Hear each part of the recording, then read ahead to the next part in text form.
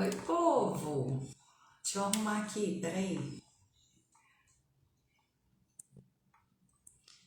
Oi, Cíntia. Oi, Carla. Quem mais entrou aqui?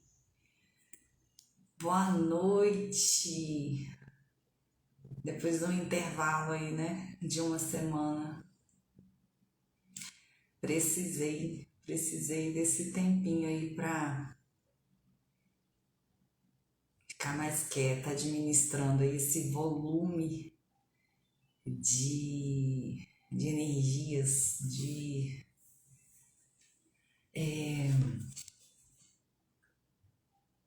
alterações, né, energéticas que a gente está passando, tá puxado. Quem tem um pouquinho mais de sensibilidade, quem tá mais atento aí a essas coisas, tá percebendo, né? Teonilda, boa noite, seja bem-vinda. Eu já ia falar boa tarde. Boa noite, seja bem-vinda. E aí, para quem não estava acompanhando a gente nas últimas lives, a gente não, né? Eu andei tomando, assim, digamos que um puxão de orelha da espiritualidade, porque eu não estava fazendo aquilo que eles queriam exatamente. Então a gente não tá mais colocando tema na live, que foi um pedido, né? Para que a gente deixasse livre, para que eles dissessem aquilo que eles entendem que é o melhor no momento. Até agora eu não sei o que é, tá? Só pra deixar claro. Não tá fácil mesmo, né, Carla? E eu acho que isso tem um lado que não é muito legal, né? Porque é desconfortável mesmo. Todas essas sensações são desconfortáveis em muitos momentos, né? A gente fica parecendo bipolar, né? Uma hora tá ótima, daqui a pouco tá péssima. Uma hora tá paz e amor, daqui a pouco tá querendo matar o coleguinha do lado. Um cansaço assim extremo. Muitas vezes noites mal dormidas, né? A gente dorme a noite toda, mas acorda cansado, parece que trabalhou a noite toda. Parece não, né? Às vezes acorda, né, no meio da noite com uma série de imagens, de informações, de mensagens. Então, pra gente que tá aqui na matéria, administrar tudo isso nem sempre é fácil, né? Mas, né, tem o outro lado, como tudo na vida, né? É um processo de depuração, é um processo de limpeza, é um processo de. Eu não gosto muito dessa palavra, mas vou usar. É um processo de provação no sentido de testar a nossa fé,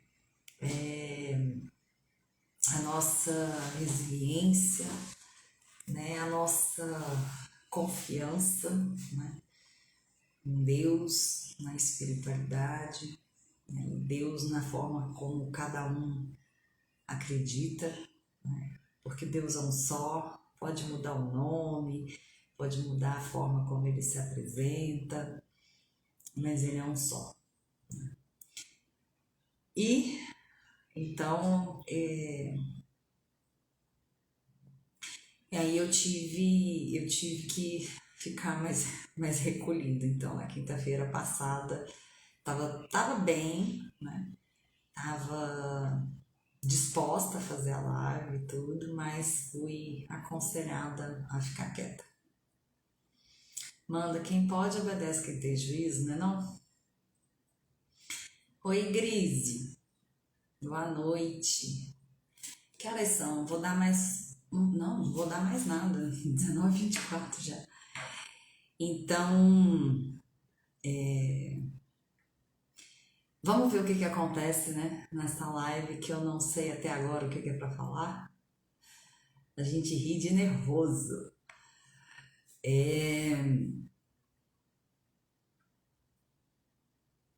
Durante o dia me vieram algumas coisas assim que eu acho que por tudo que a gente está passando são importantes, né, da gente repensar, da gente reconsiderar. E a gente, na página do Instagram esse mês, a gente está falando muito sobre a importância da nossa história, né? A importância da nossa história de vida. E eu costumo dizer, quer dizer, eu acrescentei na frase, né? Na verdade, sobretudo o pessoal que trabalha com sociologia, com antropologia, com análise histórica, cultural, com análise geopolítica, né? Eles gostam muito de usar uma frase que é assim: quem não conhece o seu passado está fadado a repetir os erros, né? Quem não conhece a sua história. E eu acrescentei, né, na frase que quem não conhece a sua história está assim fadado a repetir os seus erros e condenado a não perpetuar os seus acertos, né? Porque senão fica parecendo que no para trás, né, no para trás mente, só teve erros. E não é assim. Tiveram muitos acertos também. Prova disso é que cada um de nós está aqui. E isso é um acerto tremendo, né? E isso precisa ser considerado, isso precisa ser valorizado, né? Então, quando a gente fala de história, né, existem várias histórias, né? Existe a história do mundo, existe a história de Deus, existe a história do país, existe a história da minha família, existe a minha história, né? Todas essas histórias formam quem nós somos hoje. Oi, Cris. Só um parênteses, gente. Cris, eu fiquei sabendo. A Alessandra me contou. Fiquei profundamente emocionada, mas depois a gente conversa melhor. Então, e aí? Quanto da sua história você sabe? Eu conheço pessoas que já têm mais de 50 anos e não sabem a própria história. Não sabem a história da família. Ou quando sabem, sabem uma parte que não é real. E me lembrei agora de um exemplo. Eu, quando era pequena, adorava ir para a fazenda do meu tio-avô. E eu tinha uma ligação muito legal com ele. E ele morreu, eu tinha 9 anos, acho. E recentemente, perto dos 40, depois dos 35, entre os 35 e 40, não vou me lembrar exatamente quando, é que eu fui saber que ele não tinha morrido de tombo de cavalo, que ele tinha morrido de um câncer, né? A história que foi contada, né, para a família, na minha cidade, tudo, era que o seu Antônio, né, o vovô Antônio, tinha morrido porque caiu do cavalo. E depois de muitos anos é que eu fui descobrir que ele morreu porque ele tinha um câncer. E ele de fato caiu do cavalo. E esse tombo fez com que né? Esculhambasse tudo lá por dentro, e aí ele veio a falecer. E eu tô trazendo essa história porque existem muitas outras pessoas que não sabem a própria história. A própria história ou a história da família. E qual que é a importância disso? Quantas e quantas vezes a gente não se pega, por exemplo, repetindo alguns padrões, repetindo algumas falas, e nem se dá conta disso num primeiro momento. Depois de um tempo, aqueles que se dedicam a se autoconhecer, a expandir a sua consciência acerca de si mesmo e acerca da realidade que os cerca, começam a se perguntar, mas por que eu faço isso desse jeito? E não sabem explicar. Muitas vezes isso acontece com coisas que a gente nem gosta, com coisas que a gente não concorda, com coisas que a gente, quando vê nos outros, fala assim, nossa, que coisa desagradável, que coisa sem sentido, que coisa feia. E aí quando a gente se dá conta, a gente está fazendo a mesma coisa. E não faz a menor ideia de onde isso vem. E aí quando a gente começa a se dedicar um pouquinho mais, né, a conhecer a nossa história. Num primeiro momento, a nossa história nesta existência, a gente começa a perceber que tem um padrão que eu estou repetindo, talvez não da minha mãe, mas talvez da minha avó, talvez da minha bisavó, da minha tataravó, que eu nem conheci. A constelação fala muito sobre isso. A análise transacional, transgeracional também fala muito sobre isso. E qual a importância de reconhecer esses padrões e ou acolhê-los ou encerrá-los, honrando, né, cada um daqueles que vieram antes de nós, mas não serve mais para mim. Não serve mais para a vida que eu estou vivendo agora. Né? E eu acho muito legal uma passagem que tem no Evangelho segundo o Espiritismo, né? Que fala, viva de acordo com o seu tempo. Né? A importância disso é eu me tornar dona de mim mesma. Eu me tornar responsável por mim mesma.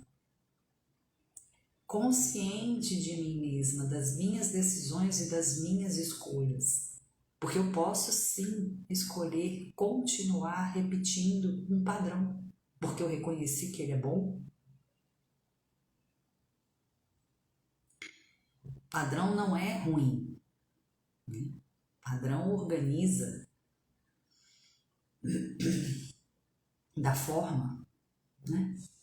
Da consistência, ele por si só não é ruim. Existem padrões ruins, existem, mas existem padrões que são bons.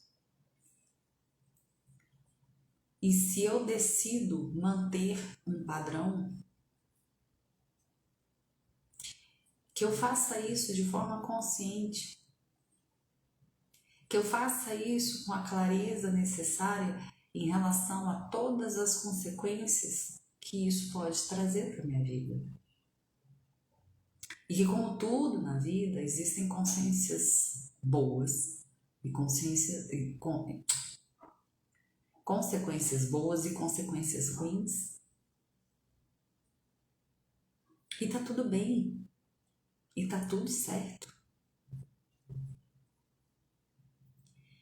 E aí quando a gente começa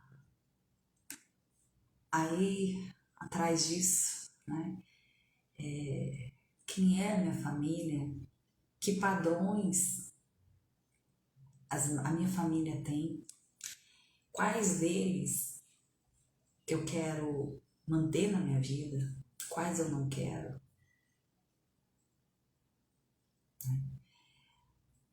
A gente entende, quando a gente começa a ter essa visão sistêmica, a gente começa a entender também que isso funciona no micro, né?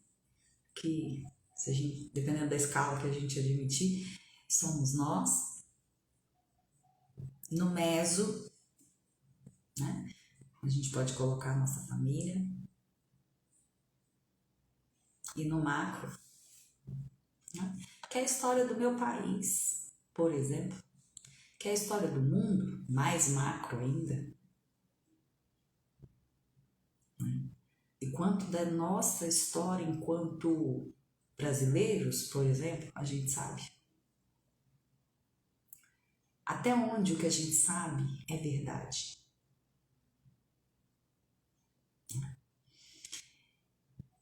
Quanto da história do mundo a gente sabe.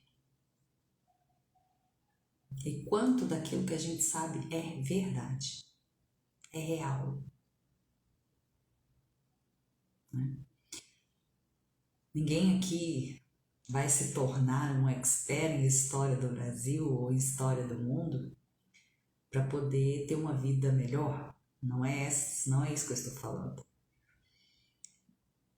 Mas alguns aspectos precisam sim ser conhecidos para que a gente se torne autoconsciente, para que a gente não reproduza alguns erros nossos, alguns erros da nossa família, alguns erros do nosso coletivo enquanto país, alguns erros do nosso coletivo enquanto mundo, mas também para que a gente consiga perpetuar os acertos, que foram muitos. E a gente talvez não tenha a real dimensão do quanto de acerto tivemos. Muito mais do que erros. Mas a gente tem o péssimo hábito de olhar só para os erros. E erros entre todas as aspas do mundo, porque boa parte desses erros foram o que nos permitiram aprender e chegar até aqui.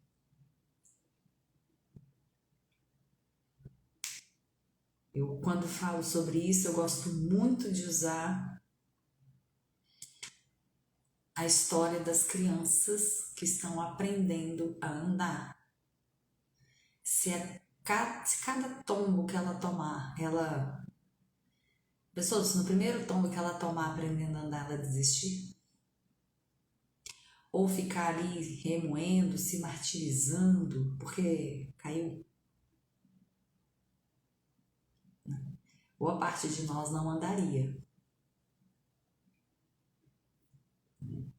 É a cada tombo que ela leva que ela começa a ter uma noção de que, olha, esse passo desse tamanho não dá certo, eu caio. Antes de sair andando desembestada, eu preciso achar meu ponto de equilíbrio. Eu preciso de uma capacidade de procepção que me permita fazer o movimento de marcha sem me desequilibrar. Achar o meu eixo, né? Como nos carros, né? Tem a força G, né? Que mantém no chão, ainda que em movimento. E é claro que esse processo na criança não é um processo consciente, é instintivo. Porque dentro de cada um de nós existe uma inteligência divina que se manifesta no nosso corpo de uma forma fenomenal. E para quem duvida disso, retome aí algumas aulinhas básicas de biologia, né? Em que existe aí o processo da fecundação. Existe algo mais mágico do que isso? Como é que um ovinho com um espermatozoidezinho, os dois se juntam e começa uma multiplicação de células que numa primeira olhada desatenta parece uma coisa louca, desordenada, sem critério. E aí, quando a gente começa a entender melhor esse processo, a gente começa a ver que tem muito critério, que tem muita ordem.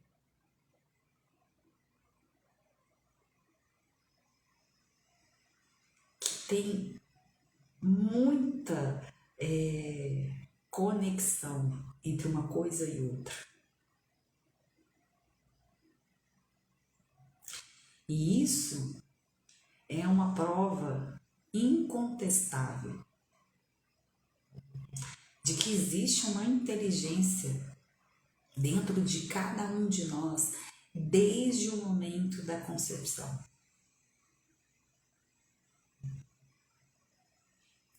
E essa inteligência não pode ser desconsiderada.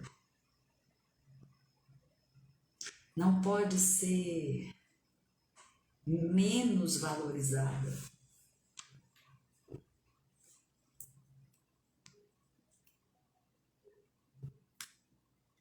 E a partir disso, com a evolução, né, do nosso organismo, do nosso sistema e de nós enquanto indivíduos ou enquanto seres de luz que somos todos, numa experiência humana, começamos também a reforçar e a implementar e aumentar outras inteligências para além do nosso corpo, da nossa matéria, né? Ou se não aumentar, porque umas já vem antes da matéria, começamos a nos apropriar disso, tomar consciência disso. E esse casamento entre essa consciência da minha inteligência corpórea, com a minha inteligência emocional, com a minha inteligência cognitiva, com a minha inteligência espiritual, é que permite que cada um de nós sejamos melhores a cada dia que passa. Olhar para isso às vezes não é nada confortável, porque junto com essa percepção dessa inteligência também há a percepção de gaps, também há a percepção de sombras, de coisas a serem melhoradas. E olhar para essas coisas, claro, causa o que a gente chama de ferida narcísica, né? Causa uma ferida no nosso ego. Mas faz parte do processo.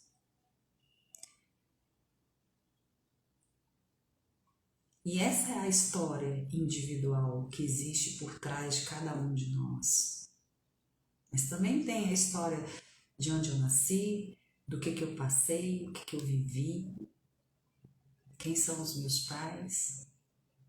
Qual é a história deles? Quem são os meus avós? Qual é a história deles? Quem são as pessoas que vieram antes de mim? Quem são as pessoas ou em que condições o lugar onde eu vivo foi construído? O que é que faz da minha cidade ser do jeito que ela é? Porque se eu entendo isso, eu entendo qual é a egrégora predominante nessa cidade. Eu entendo qual é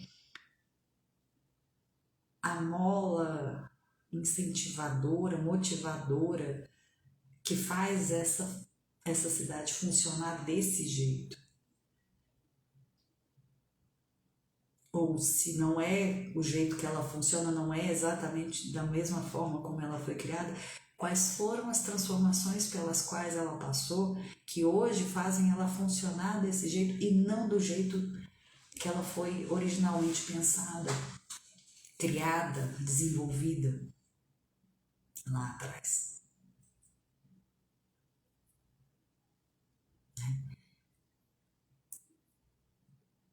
E o que tem de bom nisso?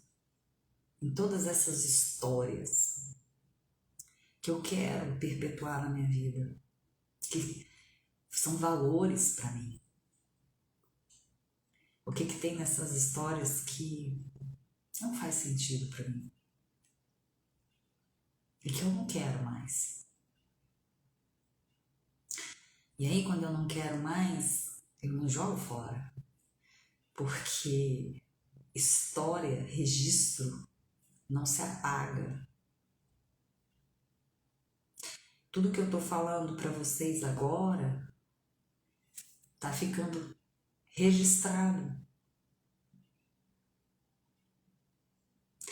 na malha energética de cada um de vocês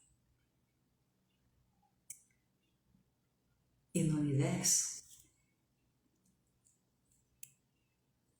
E isso vai ter uma consequência para cada um de vocês, para mim, para o universo.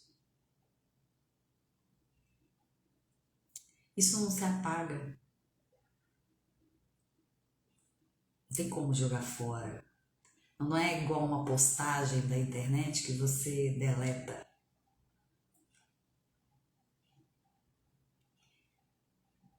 Então, aquelas memórias, aqueles padrões que você entende que não faz mais sentido para você, que não condiz com as escolhas de vida que você está fazendo agora, você não vai simplesmente jogá-los fora. Você vai agradecer, você vai honrar,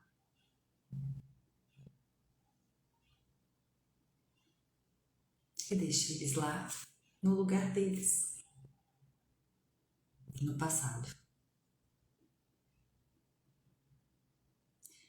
Ressignificando isso de alguma forma, trazendo os aprendizados, as mudanças, as transformações que essa história trouxe, os entendimentos que essas histórias trouxeram para você. E aí, vida que segue.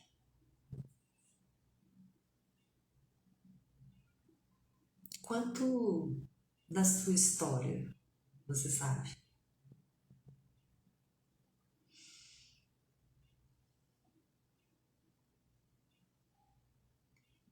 Quanto da sua história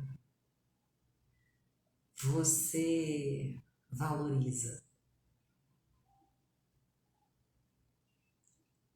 Partes boas e partes ruins.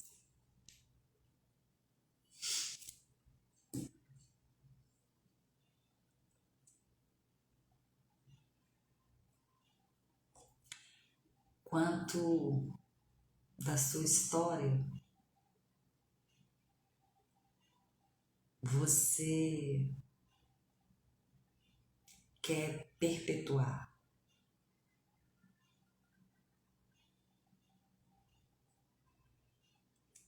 De forma, às vezes, ampliada, melhorada. Quanto da sua história você não quer repetir?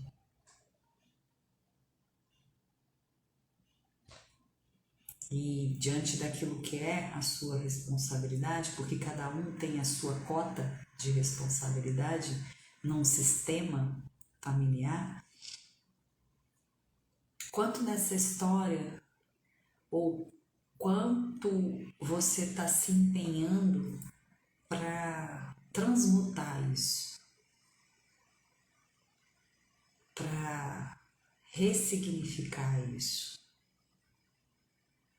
para pegar isso que não foi tão legal e falar, ok, o legado até aqui foi esse, mas de mim para frente vai ser outro, vai ser diferente, vai ser transformado, transmutado, sem jogar fora o que foi para trás, sem esquecer o que foi para trás. Porque se não tivesse ocorrido isso que você acha que não é legal, você não teria sequer a oportunidade de transformar. Como é que você recicla lixo, fazendo uma analogia bem, como é que você recicla lixo se você não tem lixo?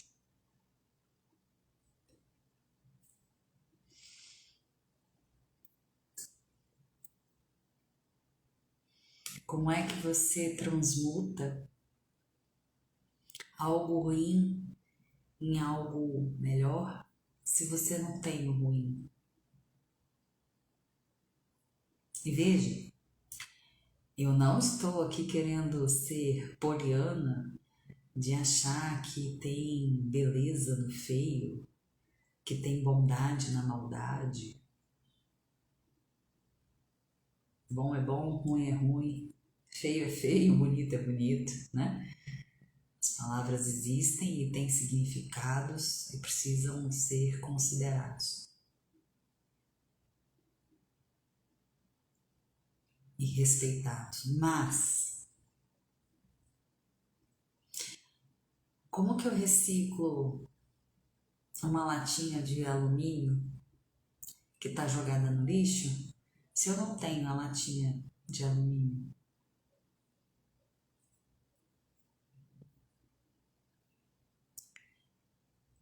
E aí é a importância de buscar conhecer a sua história.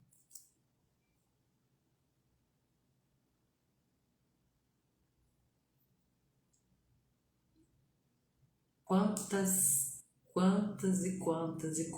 vezes a gente se pega fazendo aquela mesma coisa que a gente já disse pra gente mesmo que a gente não ia fazer mais. E aí quando se dá conta, tá lá fazendo de novo.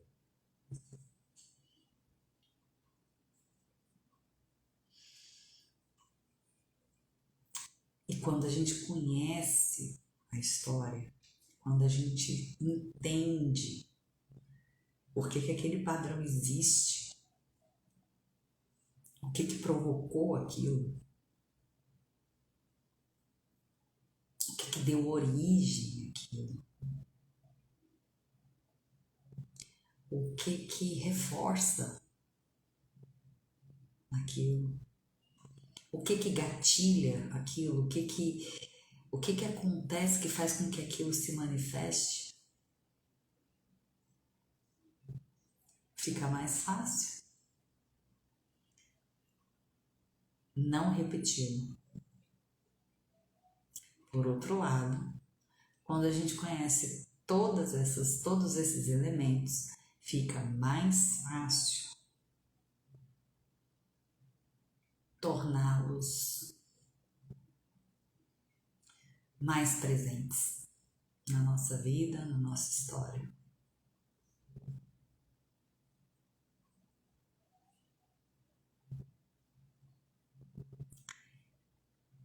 Existem padrões que são relativos a costumes, existem padrões que são relativos a valores,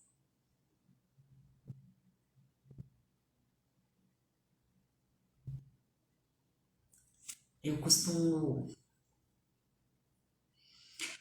ter muito cuidado na hora de decidir não manter algum padrão que se refira a valor. Porque eu entendo valores éticos, sobretudo éticos, como pilares de sustentação da individualidade, da família, da sociedade. E muito dessa turbulência pela qual estamos passando foi porque alguns valores foram relativizados. E na minha maneira de entender o mundo, de entender as relações, valores não podem ser relativizados. Valores são absolutos. Ou você tem, ou você não tem. Não tem como ser honesto, mais ou menos. Não tem como ter Deus em sua vida, mais ou menos. Ou você tem, ou você não tem. Não tem como ter lealdade, mais ou menos. Ou você é leal, ou você não é. Na minha maneira de perceber as coisas.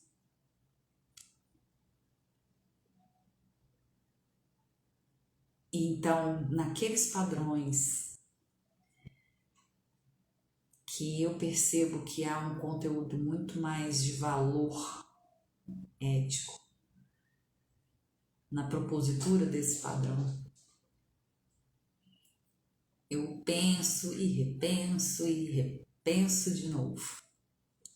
Se eu vou perpetuar esse padrão, se eu vou desabilitar esse padrão.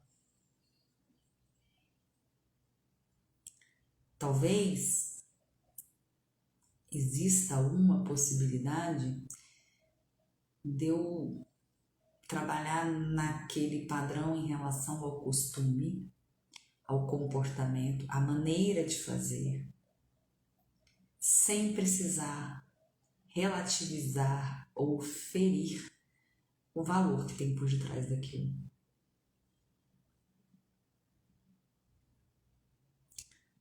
Mas isso não é simples, não é fácil perceber, não é fácil separar, não é fácil decidir.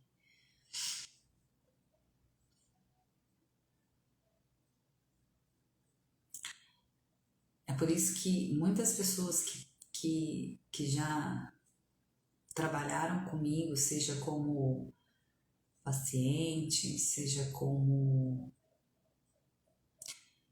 aluno nos treinamentos, já me ouviram falar muito sobre a importância de ter claro quais são os valores importantes para você.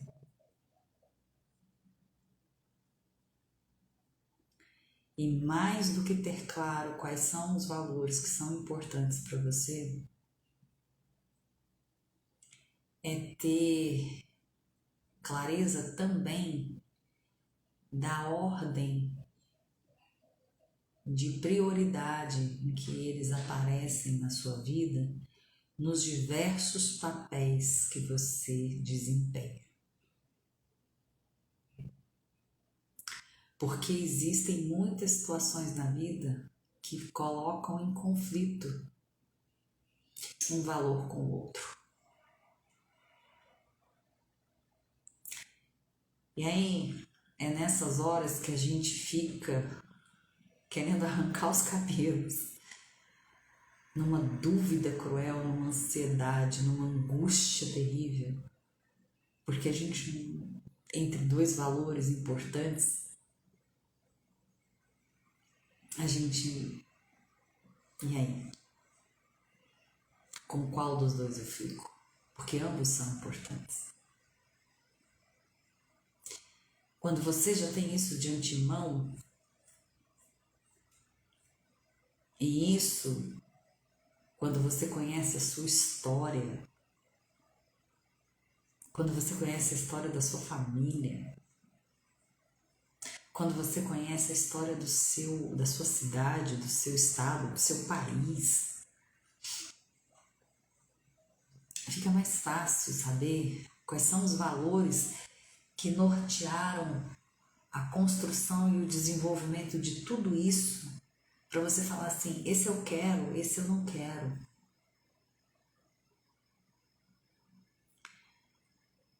Quando você tem clareza dos seus valores e da ordem de prioridade em que eles aparecem nos diversos papéis que você tem na vida,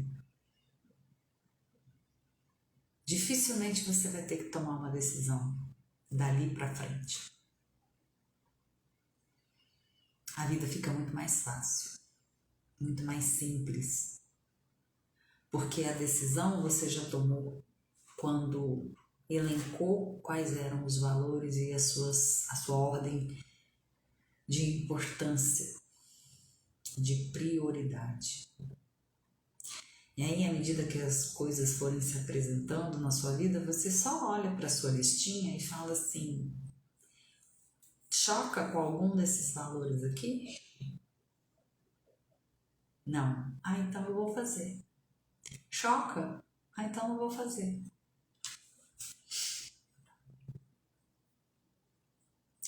Mas se eu não sei a minha história, se eu não sei quais foram os pilares que me trouxeram até aqui,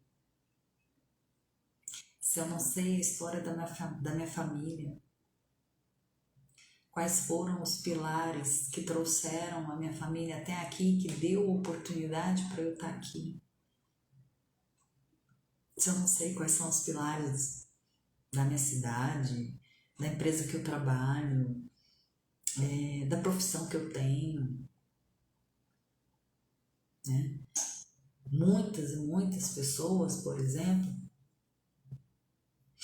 têm uma profissão que gostam, que se dedicam, que amam o que fazem, mas não sabe a história dessa profissão, não sabe onde ela começou, como ela começou, qual foi a necessidade que aquela sociedade daquela época passava, vivia, que fez com que a sua profissão existisse.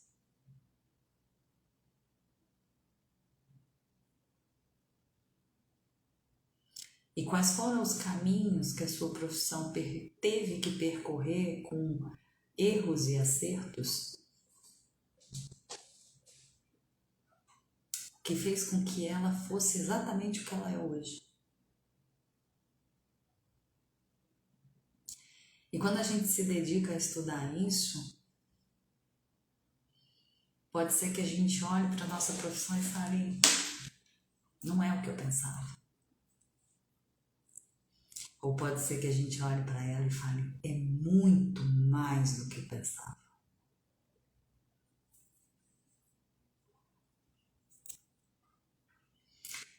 Quando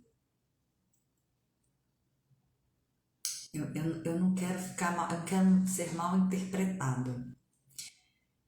Quando eu fui estudar a origem do direito, eu me apaixonei pela profissão e fiz, né, direito.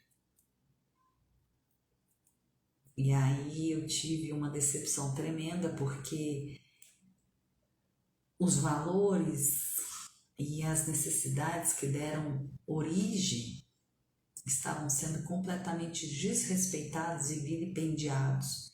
E isso eu estou falando de 2004. Se eu fosse analisar hoje, eu teria mais decepção ainda.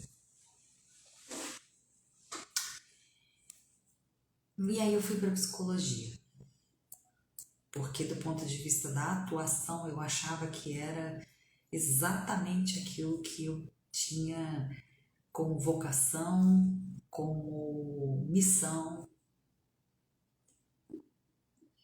e fiz. Na faculdade eu tive um primeiro contato com a história, né, da psicologia. E depois fui estudar sozinha, né? Onde é que tudo começou, como é que tudo começou, por que as coisas foram por um caminho em determinado momento e não por outro.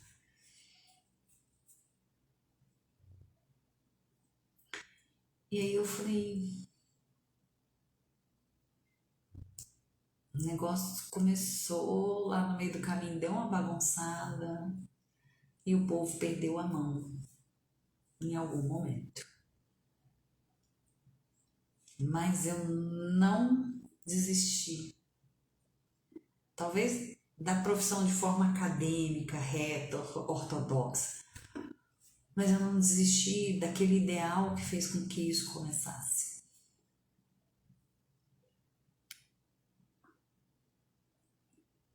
Porque, graças a Deus,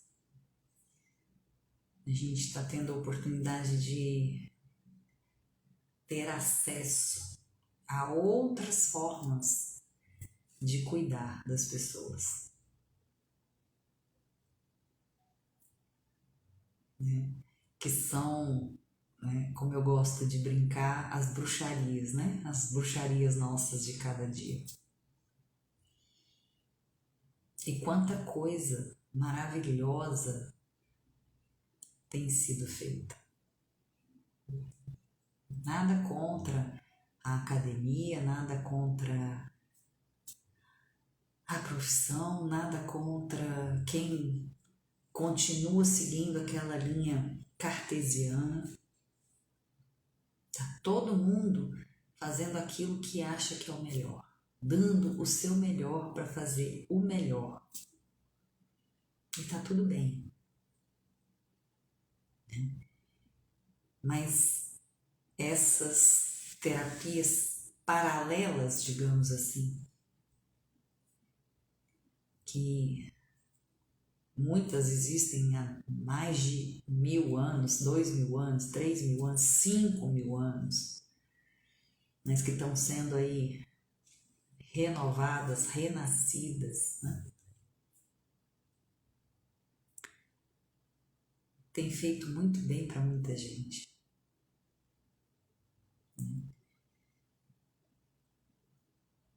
Mas quando a gente olha a história,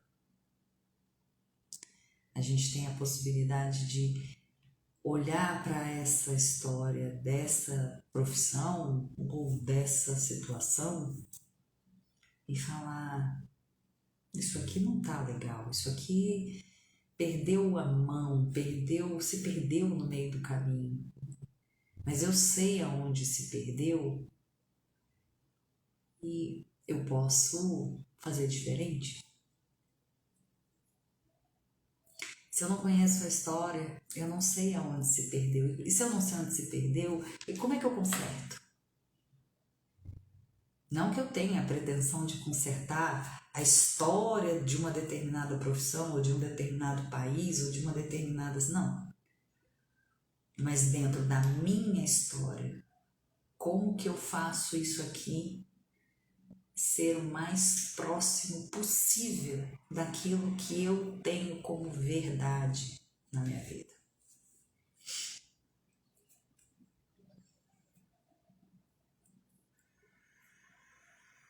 E aí eu me lembro que quando eu era adolescente eu tinha um monte de amigos que falavam assim: eu não gosto de história.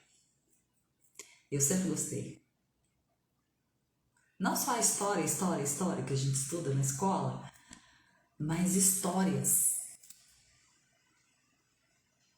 Adoro sentar com as pessoas e falar: você nasceu onde? Você faz o quê?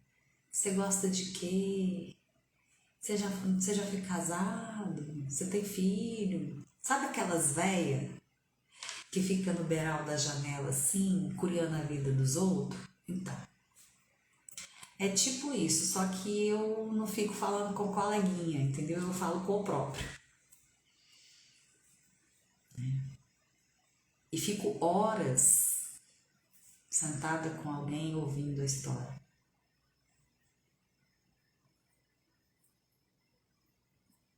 Quem tá aí que fica horas comigo contando história? Acho que a Cíntia tá aí. Não sei se a Cris tá aí. Não sei se a Grise tá aí. Mas tem uma galera que fica. A gente fica contando histórias. Fala mal de umas criaturinhas no meio da conversa? Fala. Claro que fala. Mas tá valendo. Tá valendo. A dona Ana também, né? Adorava sentar com a dona Ana e ficar conversando.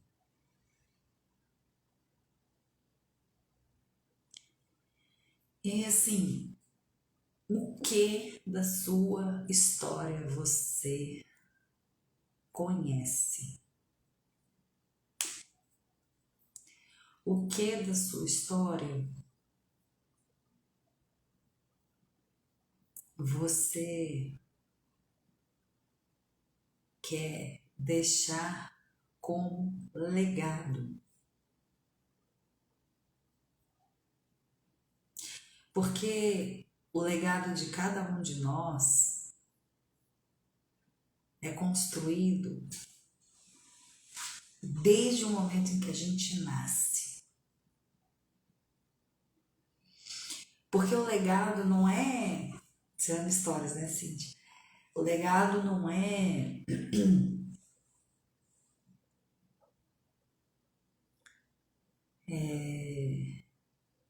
histórias que são num crescente, tudo bonitinho.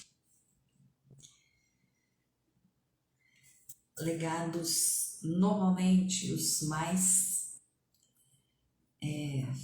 impactantes, vêm de pessoas que tiveram altos e baixos muito significativos na vida. De pessoas que caíram e levantaram muitas vezes. De pessoas que tiveram desafios tremendos na vida.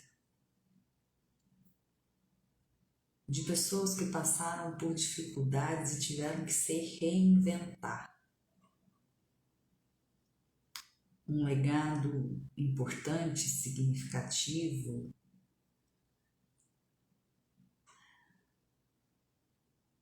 não é o seu resultado só. Dependendo do processo, dependendo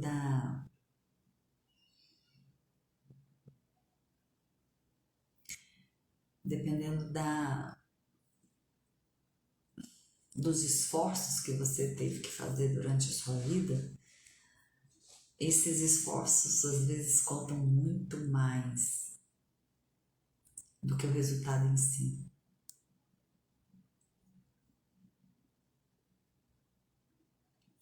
Alguns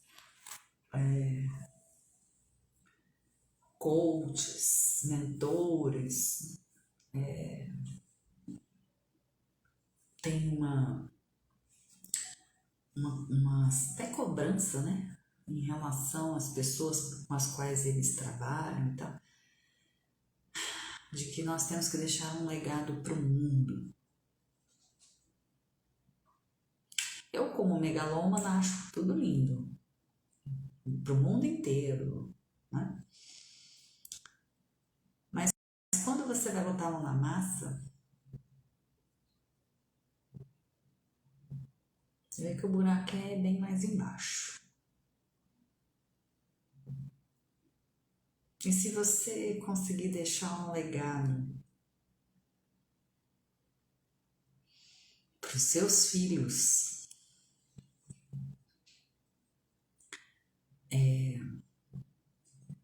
para os seus amigos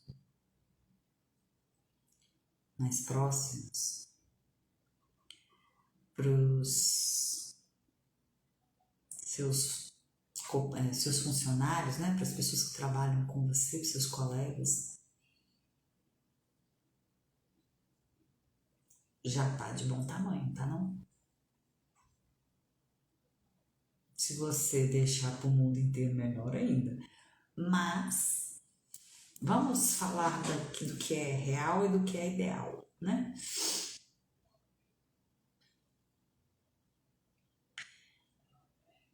Se você conseguir, e eu, graças a Deus, já me sinto muito vitoriosa por isso. Quem aqui tem filho, se já tiver passado pela experiência, sabe o quanto isso é significativo. Os meus filhos, desde pequenos, todos dois, sempre foram comigo, né? Nos treinamentos, nos workshops, nos cursos vivenciais, né? Que eu dava pelo país afora, porque muitas vezes eu não tinha com quem deixá-los e eu tinha que levá-los. E é muito gratificante você estar trabalhando, o seu filho tá lá sentadinho, quietinho num cantinho, vendo, e você olhar para ele e você ver que o olho dele tá brilhando de orgulho por aquilo que ele tá vendo. Você escutar dos seus filhos quando uma pessoa está passando por um problema, você escutar eles dizerem assim para as pessoas: liga para minha mãe, porque se ela não te ajudar a sair dessa, se ela não te ajudar a resolver seu problema, ninguém mais vai. É claro que como filhos, né, existe aí um colorido a mais, né? Mas é muito bom saber que alguma coisa que você faz já deixou uma marca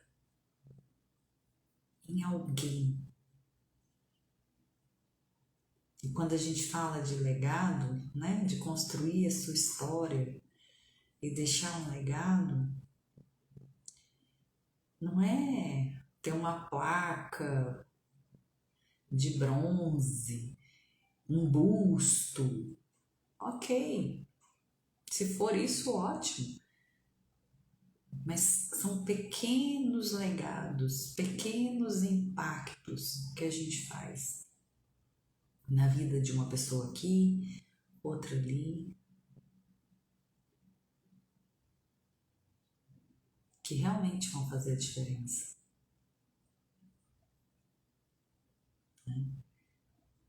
Quando você ouve alguém se referindo a você como exemplo de algum valor que você tenha em alta conta, isso é uma marca que você deixou na vida dessa pessoa. E isso não é algo pontual, isso é uma construção. Não adianta você fazer um dia e esculachar com tudo os outros dias todos. Isso é uma construção. Isso é quem você é.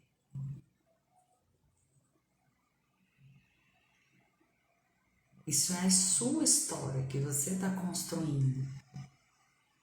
E quanto mais informações você tiver da sua história, do que já foi,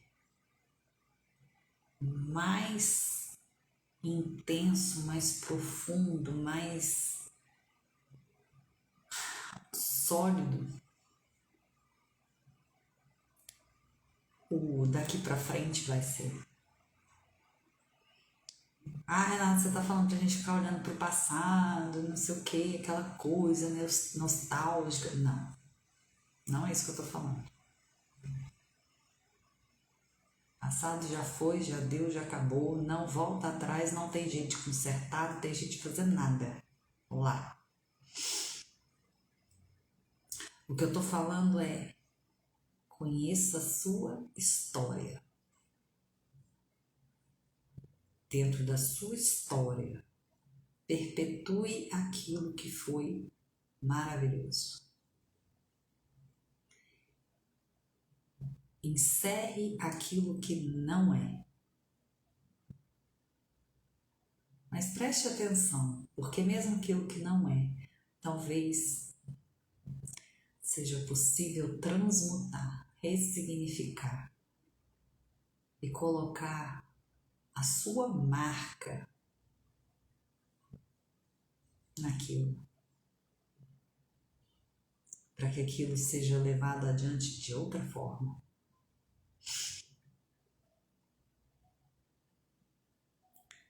E essa nova forma traga bênçãos para você e para todos aqueles que te cercam e que vêm depois de você. É disso que eu estou falando.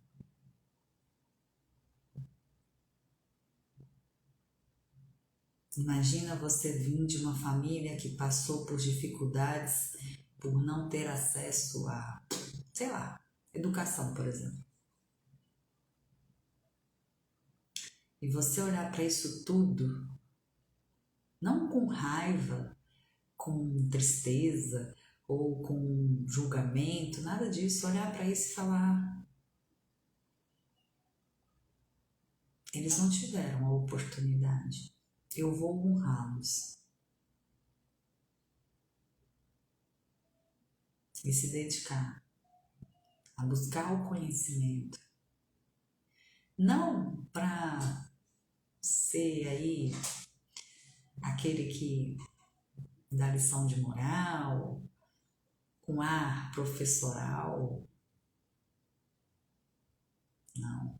Para pegar esse conhecimento e espalhar para o maior número de pessoas que você puder.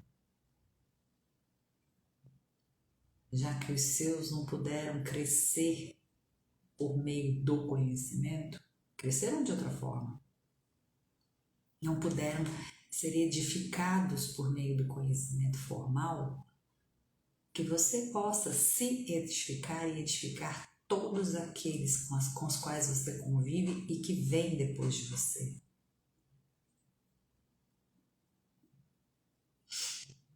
Isso é uma marca. Isso é um legado. Isso é transmutar uma história. Isso é ressignificar uma história. Isso é quebrar um padrão e introduzir um novo. Com amor, com respeito, com honra, com dignidade.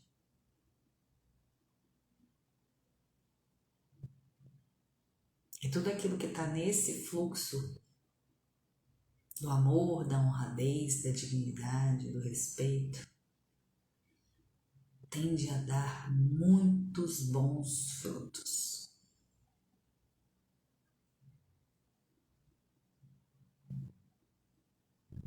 Qual parte da sua história você já conhece? Qual parte da sua história você precisa conhecer melhor?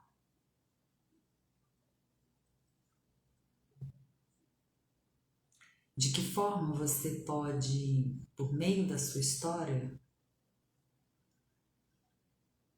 se tornar uma pessoa melhor, ser uma pessoa melhor para aqueles com os quais você convive, fazer desse mundinho, desse planetinha redondinho, um lugar melhor. Fazer do seu país um lugar melhor.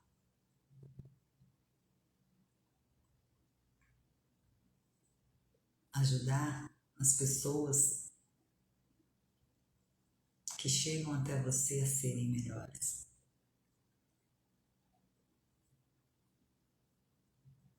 Qual é a sua história?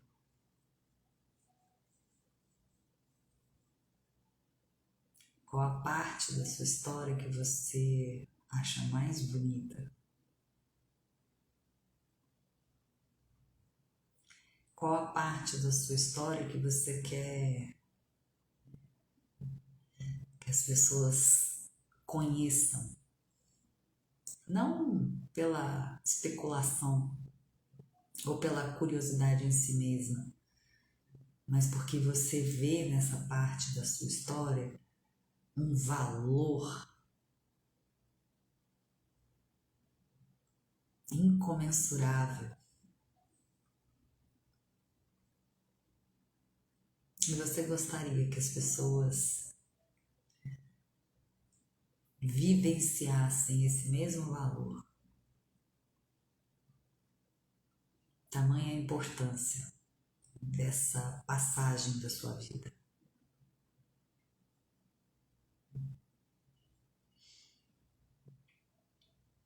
A minha sugestão é que a gente volte a ter aquilo que pessoas da minha idade tinham na adolescência, né? Os famosos diários.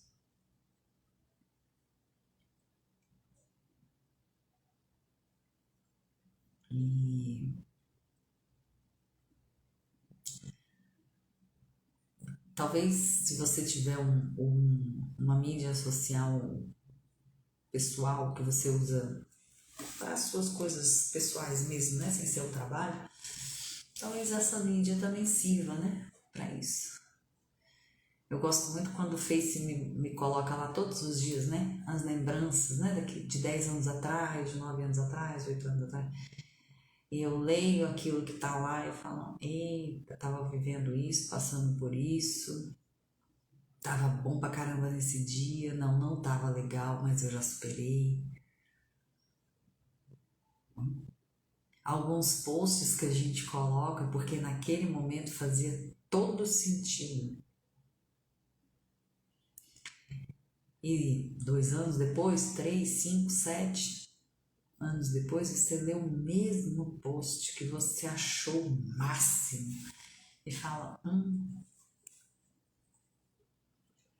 não é bem assim. Isso faz parte da sua história. Diz quem você era e quem você está se tornando, quem você se tornou. Isso é importante, isso precisa ser valorizado. Isso precisa ser reconhecido. E tem dias, né, que a gente acorda virada no tizil, como diz o povo lá de Uberaba. E aí as lembranças vêm com aqueles posts todos amorzinho, né? Você fala assim, hoje, gente, eu tava tão amorzinho, né? E hoje não tô, vamos voltar pro amorzinho? Também faz parte da sua história.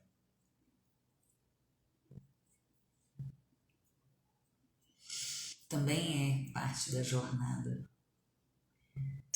Que teve um dia para começar, mas não tem dia para terminar.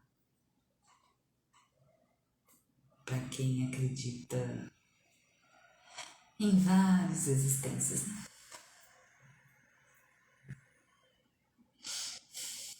Para quem não acredita, tem um dia para terminar, mas você não sabe qual é. Então, faz o seu melhor. Construa uma linda história. Ajude as pessoas ao seu redor a construir lindas histórias de amor, de superação, de fé, de luta incansável por um ideal.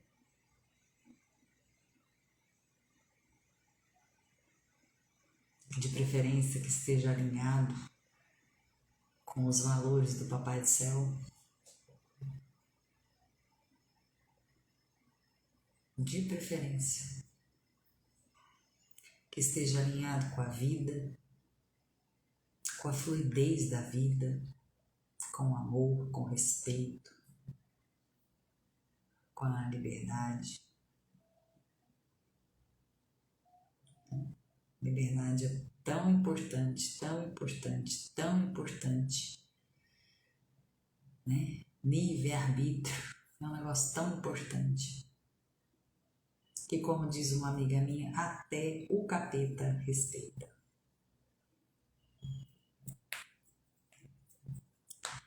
Então, vá em busca da sua história.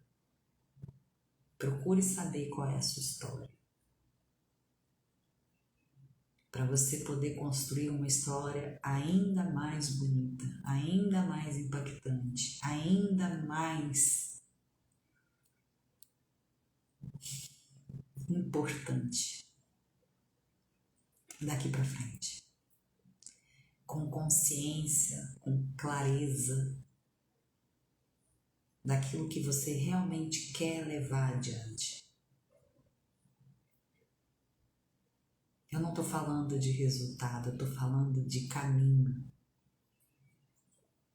Qual é o caminho que você vai pavimentar e que você vai deixar?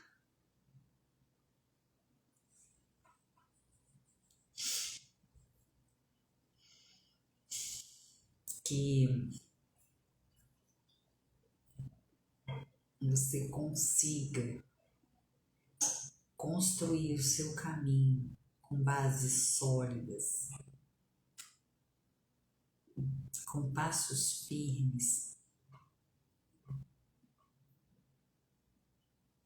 de peito aberto, de cabeça erguida,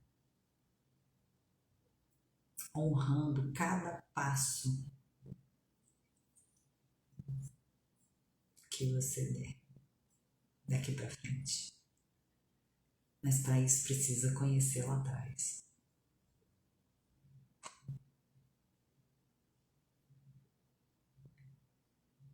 Que a sua jornada seja o mais tranquilo possível. Lembrando que mar calmo não faz bom marinheiro. Lembrando que o caminho é sim de altos e baixos. E que uma das maiores belezas de qualquer caminho é a superação dos obstáculos. É na superação dos obstáculos que a gente sente orgulho da gente mesmo. Que a gente tem boas histórias para contar. Procurem na internet um vídeo do Ariano Suassuna em que ele fala que tragédia é bom para contar história, né? Que uma vida boa, calma, tranquila, sem problemas, não dá boas histórias.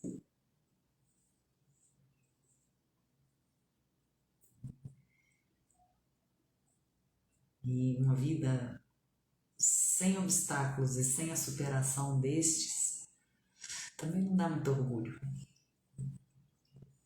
Não nos desafia a nos tornarmos melhores.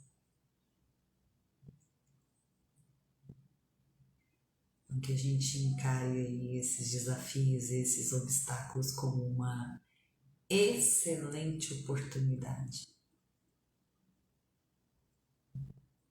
que a gente olhe para tudo isso e fale: valeu, Papai do Céu. Vou passar aqui com estrelinha dourada no caderno. Se comprometa verdadeiramente com isso.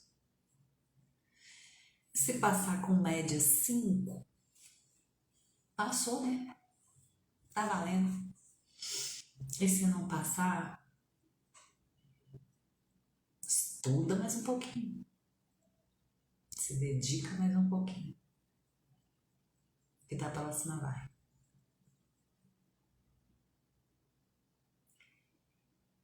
Há um tempo atrás eu escutei de um guia espiritual, né? De uma casa que eu frequento. E ele falou assim: minha filha, Deus não olha os nossos resultados, Deus olha os nossos esforços. Eu não falei nada na hora porque eu não queria, né, ser chamada a atenção. Mas eu pensei, eu falei, graças a Deus, né? Que se ele olhasse os resultados, nós estávamos tudo lascado. Também que ele olha os esforços, né? Que bom. Então se esforce. Seja a sua melhor versão a cada dia que passa. Seja melhor hoje do que o que você foi ontem, amanhã do que o que você foi hoje e assim sucessivamente. Isso é ter sucesso. Suceder, se superar a cada dia. Hoje você não dá conta de fazer alguma coisa, mas daqui a um pouco você vai dar. Hoje você não sabe, amanhã você já sabe, daqui a pouco você sabe mais ainda, daqui a pouco você dá conta. E assim é que a banda toca. Só não pode parar. Só não pode desistir. Só não pode cair pelo meio do caminho. Que além de não andar, você ainda atrapalha o coleguinha que vem atrás. Então, sai do caminho. Né? Enfim, meus amores. Bom ou não?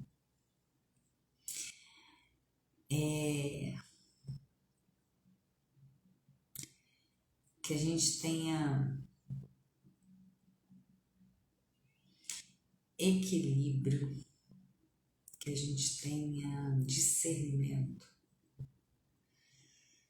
que a gente esteja cada vez mais conectado com o Papai do Céu, da forma como cada um se conecta com Ele,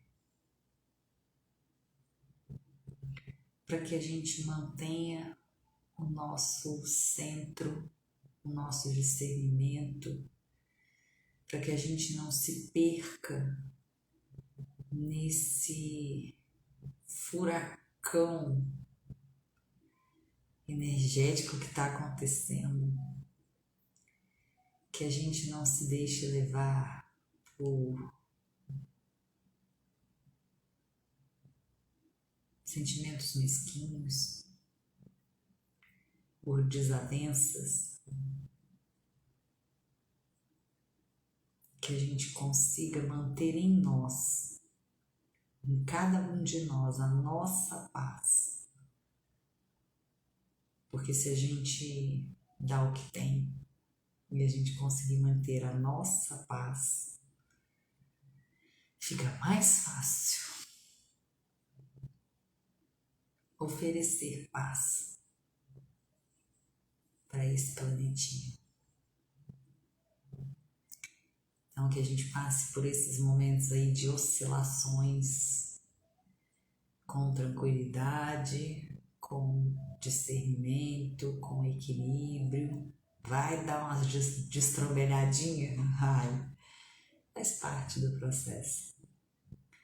Nesses momentos a gente respira fundo, tenta voltar para o centro, se recolhe, se cuida, pede ajuda, se for preciso,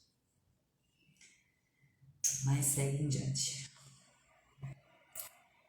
Então, como sempre, não importa pelo que você esteja passando, tem jeito, sempre tem.